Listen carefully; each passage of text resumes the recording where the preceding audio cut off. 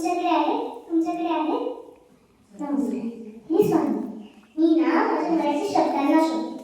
ते माझ्यासोबत रोज लपंडाव खेळतात.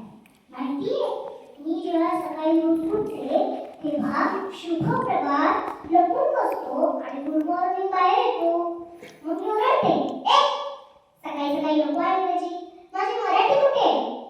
मग कोपऱ्यातून हळूच सुप्रभात बाहेर येतो आणि हसायला लागतो. शाळेत गेल्यावर थँक्यू आणि सॉरीची खूप गर्दी असते, पण जेव्हा माझी मैत्रीण मला खाऊ देते तेव्हा मी तिला हळूच म्हणते धन्यवाद. तेव्हा तो धन्यवाद किती सुंदर असतो, जणू त्याला गुलाबाचं फुलच नाही. लोक म्हणतात मराठी शिकणं कठीण. मी म्हणते अजिबात नाही.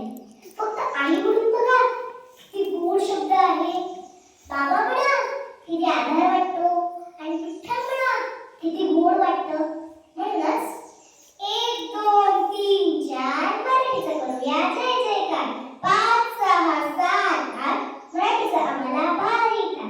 9 आणि 10 माझी मराठी बोलून तर पहा.